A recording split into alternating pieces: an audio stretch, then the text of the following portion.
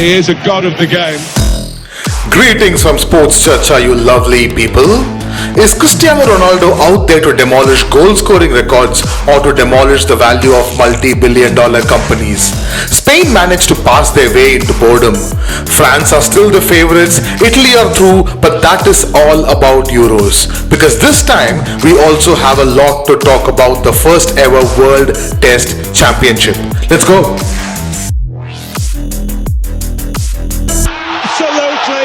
World class! It's proper monsoon time, guys, in Mumbai. Skies have opened up and we're ready to record our first ever second episode within a week. Welcome back everyone to SportsCharcha. It's me, Bala, and I have my co-host, ex-colleague and a dear friend, Eeshaan with me. Hi guys, welcome back.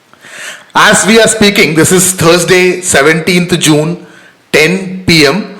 As we are talking right now, Denmark and Belgium's game is going on. Denmark are leading by 1-0, but we'll talk about that a little later. But we'll start with the game that happened immediately after we finished recording our last episode. We can call it a snooze fest or the first ever 0-0 in this tournament, or in fact till date the only 0-0 of this tournament. Sweden versus Italy.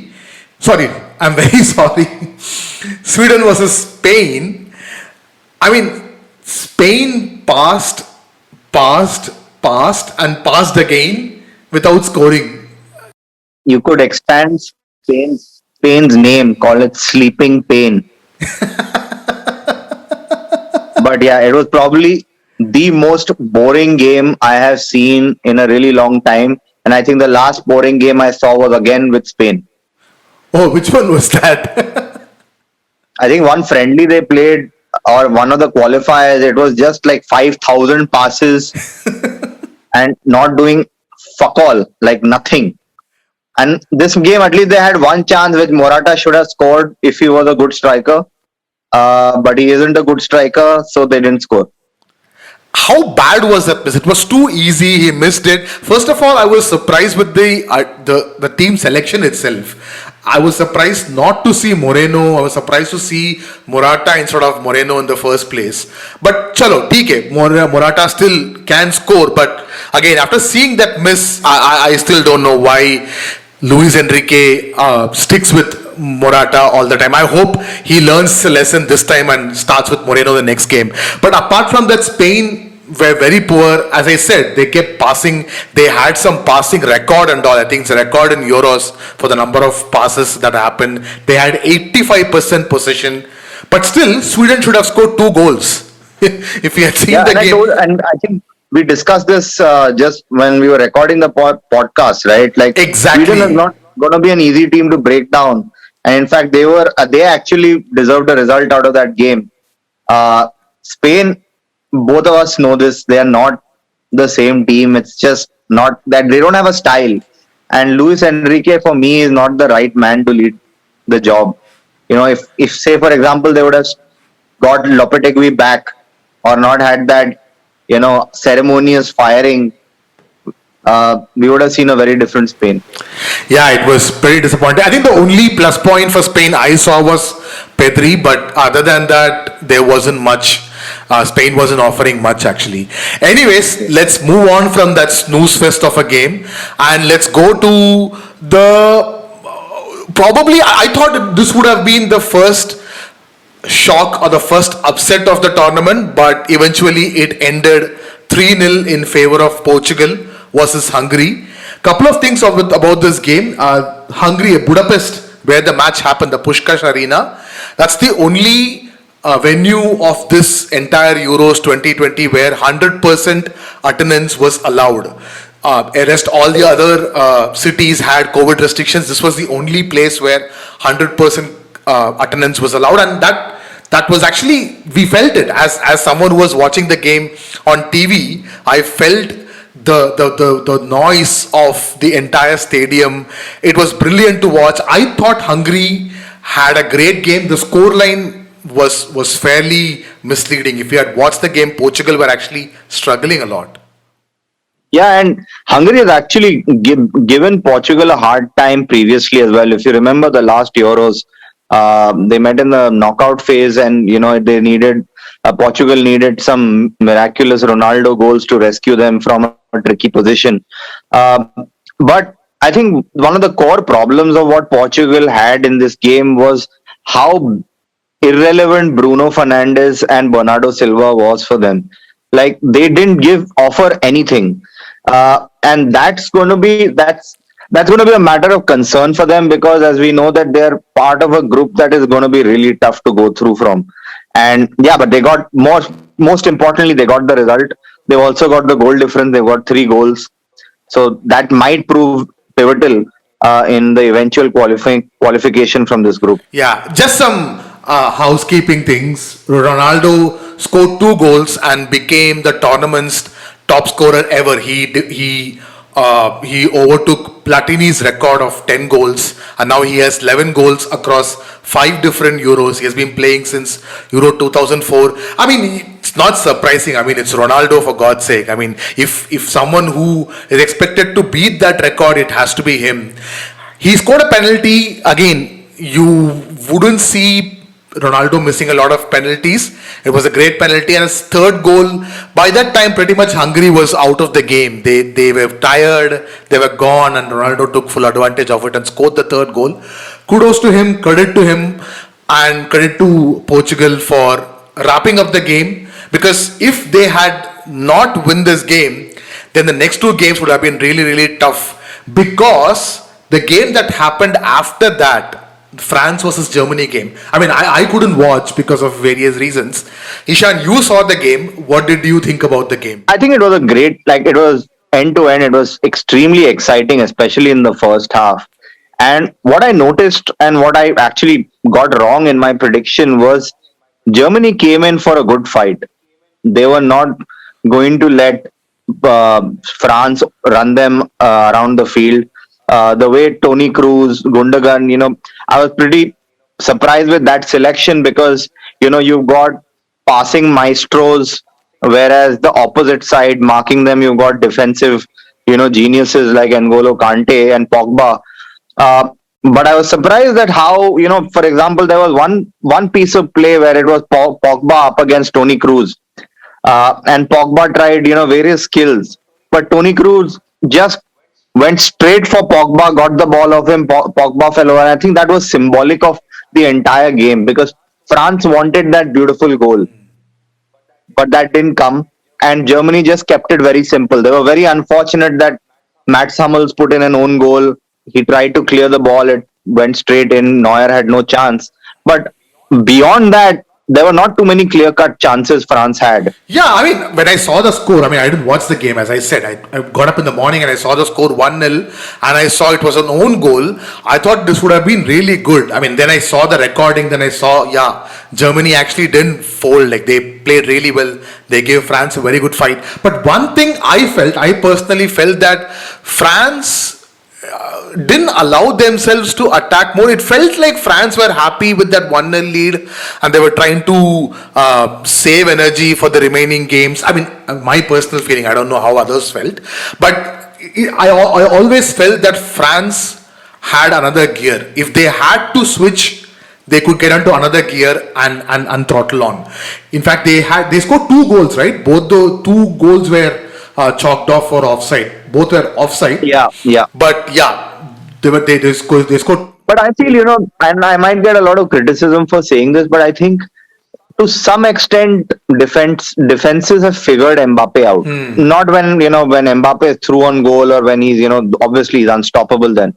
But on one-on-ones, right? There was, if you look at Mbappe a couple of years ago, there was he was going to beat you. If he was going to take you on one-on-one, he was going to beat you. But I think what defenses have done, obviously by looking at so much footage available, is that they know which way he's going to go. They know the moves. And that's similar how we saw, in the first season of Ronaldo at United, where English clubs, other clubs didn't know what the hell to do with him. But after that, he had to change his game literally. He couldn't be the skillful guy that he was. I think the same thing, I think Mbappe is going through that phase. Also, I'm a little confused as to what role Griezmann still plays in the team. It's similar to his role at Barcelona, but I don't know where he fits into that model, especially with Benzema coming in. In the World Cup, Griezmann was the main go-to man.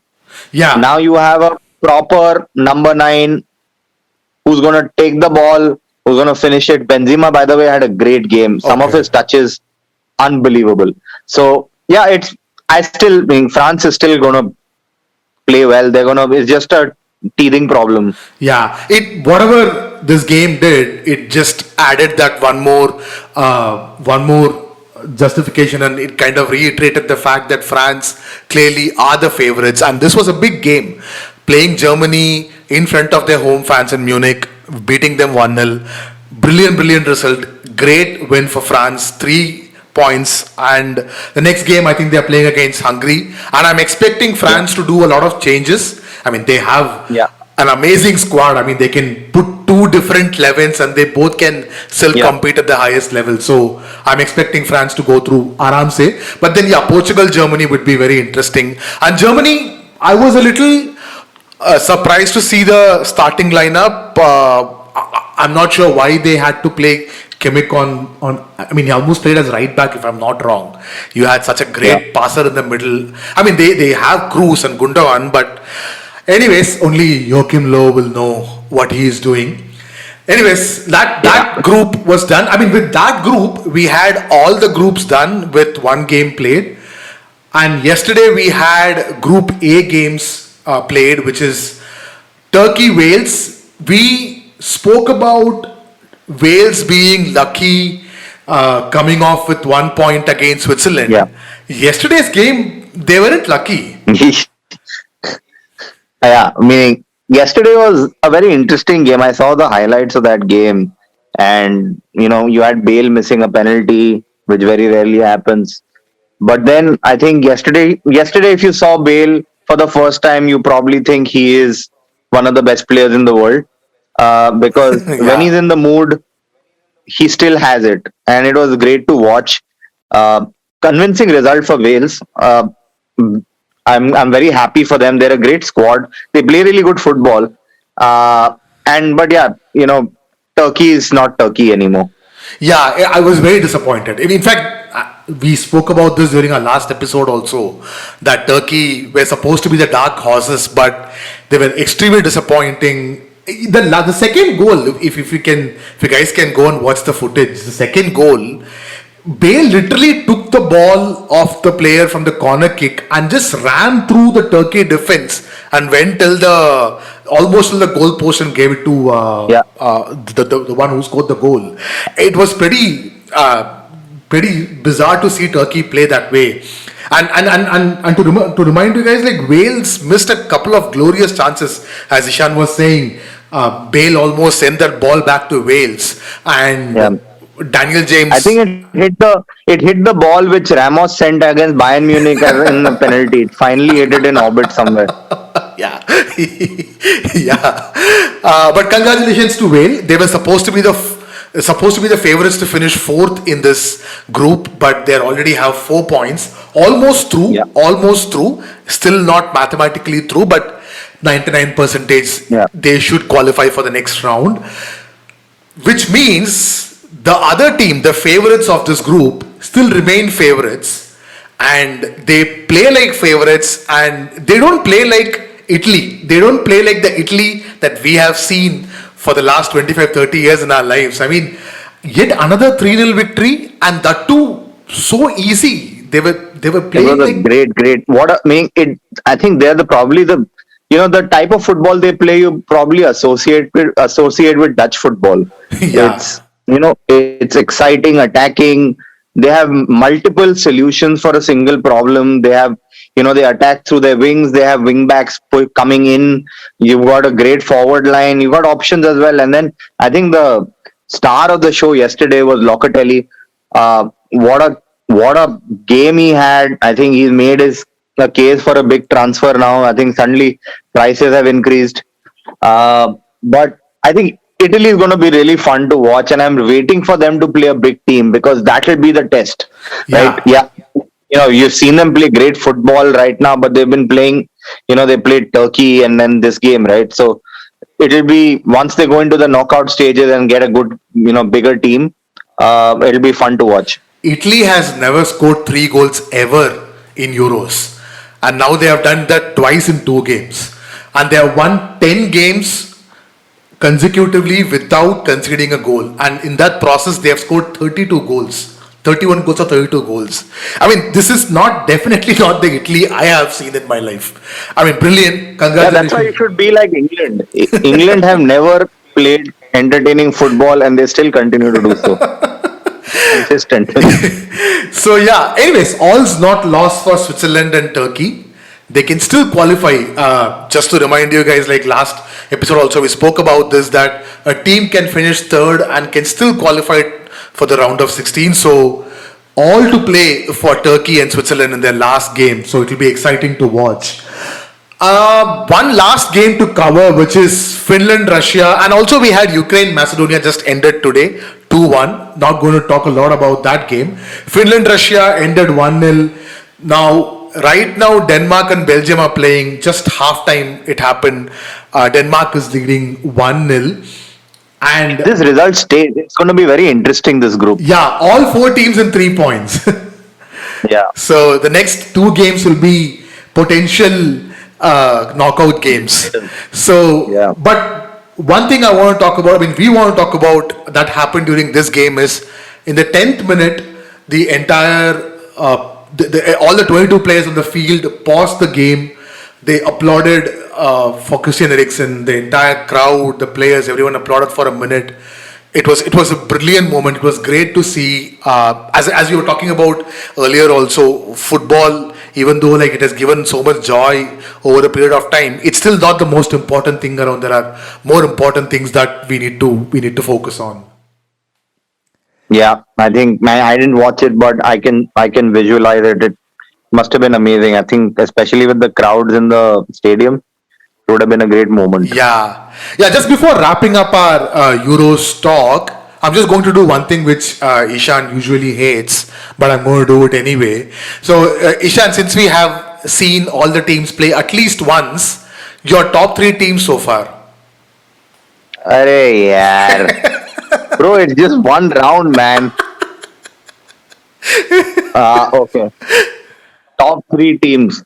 I would obviously Italy, Yeah. Netherlands, and this match is still not over, so I would still put Belgium.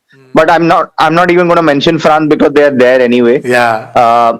It was going to be a tussle for me between Belgium and Portugal, but the way I saw Portugal play, even though they got the result, I was disappointed. So, meaning till they play the second match, I'll put Belgium as my third team. Cool. I will go for Italy, Belgium, and France. So yeah, we'll end Euros talk right there. All right. For the first time ever in the history of SportsCharcha, we are going to have a section that is dedicated for a non-football topic, and this time we are going to talk about the first ever World Test Championship. See, I got that right this time. Finally. I practiced it. I practiced it for half an hour. I made sure I get this right. It's World Test Championship. So after what? Almost 100 plus years of official test matches. And Yes. for the first time ever, we are going to have a World Cup for test matches. And it's not between Australia and England. It's between India and New Zealand. Because it was completely rigged. The point system is flawed. I don't like it. So this whole process started back in 2019. So the idea was all the 9 test playing nations at that point of time to play each other once, and every game and every series will have points allotted, and based on the points you'll have a table, and the top 2 will play the finals in England. It was supposed to be in Lords, but yeah, due to a lot of things happened over the last year because of COVID, a lot of things changed. In fact, the table itself changed. They had to change the whole process of how they are going to rank the teams from points to percentage points. It's basically based on the percentage points scored out of the maximum possible points. India finished on top with 72.2 percentage points. They scored 520 points. New Zealand finished second with 70% with 420 points. So they are the ones who are going to play the finals. India, led by Virat Kohli, New Zealand, led by Kane Williamson. What's your initial thoughts? Anything? We did speak about this a little last week. I mean, last episode. So, any other things that you want to add? So this is, I think, also one. The situation is also very different where you see two big test playing teams not playing at any one of their home grounds. So none of them are actually playing under conditions that they are used to. And I think in this scenario, this would affect India more because India has not had a series for a really long time in England, whereas New Zealand just played one Yeah. against England right now and thrashed the shit out of them. Like, Yeah, they demolished yeah. them. Like, And if you look at the team strength, I think what is going to be very important for India is if they get their selection right. More often than not, India takes a couple of test matches to get their selections right. Their first test match of a series, if you've noticed and if you guys follow cricket, whenever India plays, their first test match is probably the worst squad they put in, right? And yeah, that is where what worries me about this because this is a one-off. I never thought I would say this in a test match series or something. It's a one-off across 5 days. So that's going to be a challenge for India. But if you look at the strength of India's batting lineup, you need at least one or two of them to click, and then you get about 500 runs. It's as easy as that. yeah, But New Zealand on the other yeah, side is just consistent. Like all of their players bring in 50, 60, 70 runs and somehow they make it. So my thing is the decider is going to be the bowling, not the batting. Uh, because New Zealand bowling squad is built for seaming England pitches. Like if it's a green top and not like one of our friends Varun who says Pata pitch, which is unlikely. If it's a green top, yeah. it's going to be very tough for India. What do you think? Yeah, spot on. I totally agree because batting wise, yes, obviously India have a better batting lineup. In fact, the playing 11 has been announced for India. No major surprises. I mean, openers will be Rohit Sharma and Shubman Gill, which is where my problem is. I'm not sure how they are going to handle the pace of Neil Wagner or this guy Tim Southey or I don't know who's Trent going to Bolt. play. I think Pat Henry might. Trent Bolt. Trent Bolt is in the team. Oh yeah, Trent Bolt. My God, how did I forget Trent Bolt? I really don't think how they are going to handle them. But then you still have the experience of Pujara and Kohli coming in.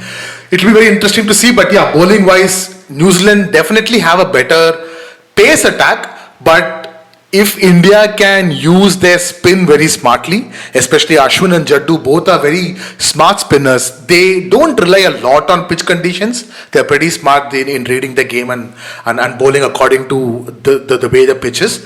It will be very interesting to watch. Now, one thing is that this is one World Cup final where the game can end in a draw and both the teams can actually share the final trophy, not because it gets interrupted due to rain or something. Like you can have a proper game and it can still end in a draw and it can still end Bala, our in viewers eventually know both what cricket is, huh? teams. Just saying. No, but I'm saying World Cup in a World Cup Yeah. final where officially teams can share the trophy. So that can also happen. New Zealand's strength or the main man is obviously Kane Williamson, and he hardly fails. I have never seen him play a rash shot and go out playing a bad shot. So it'll be very interesting to see. The key is, as you rightly pointed out, it's New Zealand's bowling versus India's batting. It'll be interesting to see how India handle. I think the one thing that worries me about India's batting also is other than Pujara, we lack patience. Uh, That's like true. if you look at, and as you rightly pointed out, our opening pair, right? They're proper attacking batsmen. They don't have the patience to see how the pitch is going. If you give a full pitch ball, first ball of the test match to Rohit Sharma, he will cover drive you, no doubt. If you give a Yeah. short offish ball to Shubman Gill, he will cut you. They are not going to wait for it.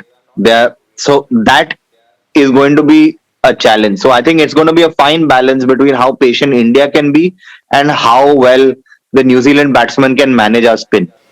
Yeah, and leading up to this finals, India lost only to New Zealand. Rest they won every other series, but the only series that they lost was against New Zealand in New Zealand. So I'm not sure will that play a part in India's in New Zealand has actually, if you look at it in terms of like results, have always been a thorn in India's, chase for success or glory. Like your World Cup happened in England, yeah. New Zealand knocked them out. Then I think whenever India have toured New Zealand, they've not had a very good Yeah, you're time. right. Like, You're right. Very interesting. Even the last World Cup, 99, I mean, the last time the World Cup happened in England in 1999, it was New Zealand who knocked India out. Well, technically, India were out of the tournament by then, but then India lost to New Zealand again in that. And we all know what happened yeah, in the 2019 World Cup, where we lost to New Zealand in the semi-finals. So, yeah, great game. It'll be I mean, it's a 5-day game. So we'll probably, when we do our next episode, which is when we record on Monday night, we'll probably have, we'll definitely have a much more idea of what's going to happen. Maybe the game would have ended by then. Who knows? So we'll see then. All the best to both the teams. And probably this is the only time where I will be a little sad if India loses, but I won't be that sad because if there is one team, if there is one captain who I want India to lose, it has to be New Zealand and it has to be Kane Williamson. So I won't be terribly sad if it happens. you're right. I really want Kane Williamson to win something. Meaning, I think all of you who watch cricket know what happened in the last one day World Cup final. Meaning, if you have to define heartbreak, if you open the dictionary and there's a word heartbreak, you will see the picture of Kane Williamson there. Yeah, Uh, and, and probably Martin Guptill as well. yeah, But I think, yeah, you're right. If there is one team I won't feel probably bad, obviously I would love Australia to beat India one day. But if New Zealand are a very they've always been a very likable team. You cannot have anything against the New Zealand team. They play in such great spirit. They play hard, and so it's going to be a great game. I'm actually looking forward to this. I love Test cricket. yeah. I'm a Test cricket fan, so I'm really excited. To We are watch. pretty old school. I'm saying we are pretty old school. We love Test cricket more than, I mean, I love T20 cricket, but I love watching that hard fought Test match always. So yeah, Yeah, I mean, I like, for example, every Test series I've probably seen every single ball of every game, but I didn't see a single IPL game this season because it's I've just reached a point of fatigue. Plus, KKR sucks, so there's not much for me to watch. so let's move on to our speed point section. There is only one place to begin. There's only one headline. There is only one major point. I'm not even going to say anything. Over to you, Eeshaan, on this. Oh God, very emotional. I don't think I've been this emotional since Raul left or Casillas left because Sergio Ramos is is leaving Real Madrid after 16 glorious years, our captain. But I think he will forever be one of, the greatest Real Madrid players just for the moments. If there is ever a player built for moments, Yeah, it has been Sergio Ramos. Moments where he's lost his mind in a Clasico and got sent off. He's given me that kind of hell. But 93rd minute header, Champions League final, greatest moment in our club's history. And we've had really good moments. So, what a player, what a leader for us. But yeah, I partly understand why this has happened. We are broke. Real Madrid broke. Ramos is a high salaried person. He's 35, and his body is not the same as what it was. If you look at it, he last year he played about 10 games. In last season, he played 10 games for both club and country, and he didn't finish 90 minutes in any of them. So that tells you a lot about why our decision was. It was a game of poker between Fiorentino Perez and Ramos, but I think nobody budged. And I think the signing of David Alaba made it very clear for me that it was going to be Ramos's time. We've seen Eder Militao now. settle himself in centre back as well. So yeah, I'm very personally very sad. It's a change of guard in Madrid. But just to end this Madrid topic, it's going to be very interesting now to see if Varane leaves or not, because that was the original plan. I'm not going to add anything to it because you summed it up pretty brilliantly. I just saw one great tribute video posted by the Real Madrid Twitter account for Ramos. Brilliant video, guys. I mean, if you guys can watch it, go and watch it. Very touching, very great. I mean, I used to hate Ramos naturally. People can understand why I do that. But over a period of time, I grew a lot of respect for him, and now I have nothing but respect and wishes. Bala, I have a question for you. If you had to create a dream team where you had to choose in your centre back either PK or Ramos, who would you take? Ramos, not the. You see, I would pick both, but if I have to choose one, it has to be Ramos. I mean, I don't think there's any question there. Cool. Let's move on to the next quick hit. Okay, so let's go to Copa America. Yeah, it's happening, guys. Argentina Chile drew 1-1. A spectacular Messi free kick. I mean, yeah, as usual, nothing very unusual about it. A great free kick. He has now the record of scoring most international goals scored for Argentina in official games. I mean, he already has the record for scoring the most international goals for Argentina. Now he has that record also. But yeah, the game ended 1-1. Argentina screwed up as usual. Paraguay defeated Bolivia 3-1. So there has been a break there. Tonight or tomorrow morning or day after tomorrow morning, the next set of games are happening. So we'll talk about it when that happens. Now, Copa America aside, we'll talk about managerial changes. The season hasn't even started yet, but we have already seen one manager moving out. Gattuso, who was appointed Fiorentina's manager 23 days before, he's now resigned. There's a mutual... When did this Gattuso is happen? gone. Today. Gattuso is gone. Some issue between him and the club. In fact, between him and Jorge Mendes. I saw something that he might even... him and Jorge Mendes might part ways. So it's not just him and Fiorentina. So that has happened. And if you are to stay in Italy, Gigi Buffon is going back to Parma. This is story that is. It's great. It's what a romantic story. I was about to say that. Amazing. He started his career there. 26 years? 26 years. Wow.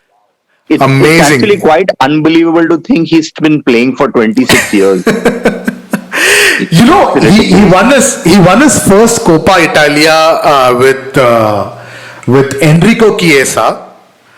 And he won his latest Coppa Italia with Federico Chiesa, his son. Wow. So that's how old Buffon is. Yeah, I think it's a great swan song to his career. I think we were discussing this in the morning. It would be amazing to see Ramos go back to Sevilla as well. But that's not happening. I think Ramos has categorically come out and said that Sevilla is not happening. So. Yeah, but it would have been nice. But I think Ramos still believes he's, can contribute at the big level. So yeah, it'll be interesting to see where he goes. Yeah. My gut feeling, it would be fun to see him in the Premier League. Yeah. As of now, I mean, whatever I have seen on Twitter, it looks like the two Manchester clubs are after him. I mean, it looks like Manchester United is after every player, like how they used to be 4 or 5 seasons ago. Yeah. And the other obvious destination, looking at his salary, obviously comes as PSG, but let's see what happens there. I really hope that he doesn't go to PSG. I want to see him. I mean, I don't think Manchester City need him. Guardiola and Ramos would be very interesting, but Manchester United could be a destination. He was close to joining Man United about 5 times in the last 6 years. So it might probably happen. He might do a Bastian Schweinsteiger. Yeah, could be. From the other player transfers, nothing much has happened. They just the same old talks has been going on, which we will expect it to move on because when the Euros is happening, you don't see a lot of player movements going on. So we will bring those updates to you whenever we get them through our Twitter feeds.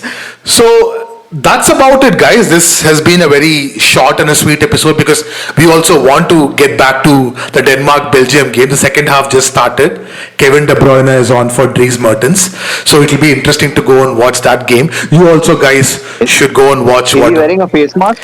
No, I mean, I'm not watching it. I'm just seeing the updates. I'm not watching it on TV. So yeah, we'll go and watch that. You guys also get back to whatever you guys are doing. So that's about it. We'll come back to you on Tuesday or Wednesday mostly. We will record on Monday night, but we'll get back to you by Tuesday or Wednesday. And if you haven't subscribed, please once again go and subscribe right away. Thank you very much, guys. Thank you and have a great time. Bye, guys. See you next week. Thank you everyone for listening.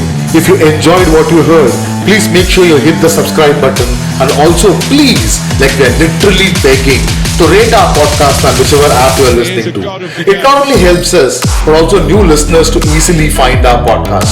You can also reach out to us on Twitter @SportsCharcha. A big shout out to the Jam Room Audio for our theme music. You can follow the Jam Room on Facebook @the Jam Room Audio. Bye.